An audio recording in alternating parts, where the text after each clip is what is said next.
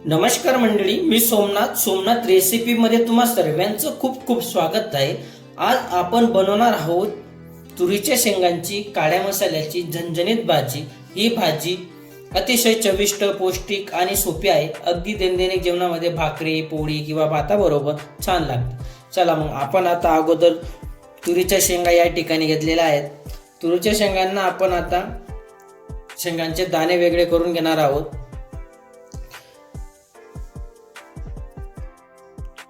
आपले तुरीच्या शेंगांचे दाणे आपले आता वेगळे केले गेलेले आहेत, पाहू शकता तुम्ही। आता आपण मसाल्यासाठी खोबरं या ठिकाणी घेतलेले आहे। खोबऱ्याचे पण आपण आता बारीक बारीक तुकडे करून घेणार आहोत। या ठिकाणी बारीक बारीक तुकडे झाल्यानंतर अद्रक घेतलंय आपण। त्याच्यानंतर आपण कांदा घेऊ। कांद्याचा मागचा भाग थोडा कट करून घ्यायचा आहे आणि कट करून कांद्याला लांब लांब आपल्याला चिरून घ्यायचं आहे। त्याच्यानंतर या ठिकाणी लसूण या ठिकाणी घेतलेले आहे मी सोलून। आता आपण गॅस चालू करायचा आहे। गॅस चालू करायची की कढई ठेवायची आहे। कढई ठेवली का आपण आता जे तुरीचे दाणे आहे, मी या ठिकाणी 2 वाटी दाणे घेतलेले आहे। हे दाणे आपण आता भाजून घेणार आहोत। चांगले दाणे आपल्याला या ठिकाणी भाजून घ्यायचे 2 मिनिटापर्यंत। 2 मिनिटं झाल्यानंतर आपण याच्यामध्ये थोडंसं तेल टाकणार आहोत। तेल टाकल्यानंतर परत आपण याला चांगलं मिक्स करून देऊ 4 ते 5 मिनिटं। 4 ते 5 मिनिटं झाल्यानंतर तुम्ही पाहू शकता आपले तुरीचे दाणे मस्त असे भाजले गेलेले आहेत। एक वाटीमध्ये आपण ते दाणे काढून घेणार आहोत। ते दाणे काढल्यानंतर आपण त्या दाण्यांना साईडला ठेवून देऊ। आता आपण वाटणचा मसाला बघूया। कांदा, खोबरं, अद्रक आणि लसूण या ठिकाणी घेतलेले आपण आणि थोडीशी कोथिंबीर। आता खोबऱ्याला आपण भाजून घेणार आहोत। खोबऱ्याला चांगलं गोल्डन ब्राऊन होस तोपर्यंत आपल्याला भाजून घ्यायचे। नंतर आपण या ठिकाणी कांदे भाजून घेणार आहोत। कांद्यांना पण गोल्डन ब्राऊन होस तोपर्यंत आपल्याला भाजून घ्यायचं आहे। त्याच्यानंतर मिक्सरला लावून आता आपण तुरीचे दाणे बारीक करून घेतलेले आहेत। जसं तुम्हाला ठेवायचे जाड बारीक, त्याचे तुरीचे दाणे काढून घेतल्यानंतर आपण आता कांदे बारीक करून घेणार आहोत। त्याच्यानंतर याच्यामध्ये पूर्ण आपला मसाला जो होता तो आपण ऍड केलेला आहे वाटणचा।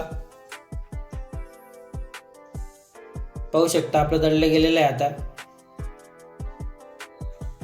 आता याच्यामध्ये आपण मसाले टाकू। धना पावडर,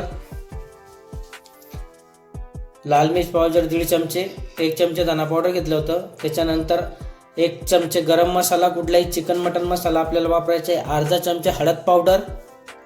त्याच्यानंतर आपल्याला या ठिकाणी अर्धा ते पाऊण चमचे या ठिकाणी आपण याच्यामध्ये जिरे टाकणार आहोत। यांना आपण मस्त आता मिक्सरमध्ये दळून घेणार आहोत। याच्यामध्ये आपण थोडं गोटभर पाणी टाकून मसाला पूर्णपणे दळून घेणार आहोत। तुम्ही पाहू शकता मसाला दळला गेला। आता आपल्याला गॅस चालू करायचा आहे। कढई ठेवायची। कढई ठेवली का आपल्याला तेल टाकायचं आहे। तेल गरम झाले का 2 तेजपत्ते याच्यात आपण टाकून देणार आहोत। तेजपत्ता टाकला की त्याच्यानंतर आपल्याचा जो मसाला आहे तो आपण याच्यामध्ये कढईमध्ये तेलामध्ये पूर्णपणे टाकून देणार आहोत। मसाला टाकल्यानंतर आपल्याला चांगलं हे चमच्याने चांगलं मिक्स करून घ्यायचं आहे। 1 मिनिटापर्यंत चांगलं मिक्स करून घेऊ आपण आता याला।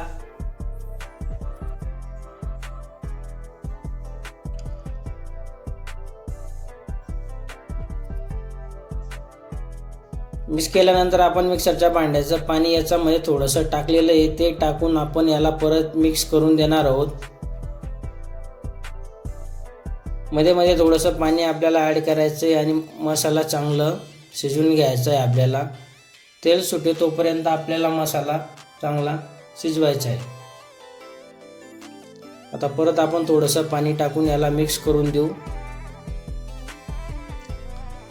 पाणी टाकून मिक्स केल्यानंतर थोड्या वेळपर्यंत 5 ते 7 मिनिटापर्यंत आपण होऊ।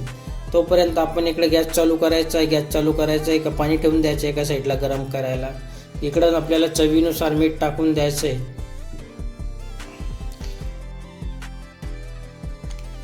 आता मसाला मस्त थोडंसं तेल सुटायला सुरुवात झाली म्हणजे अजून 2 मिनिटं मसाला आपला गतकला की मग आपलं होऊन जाईल।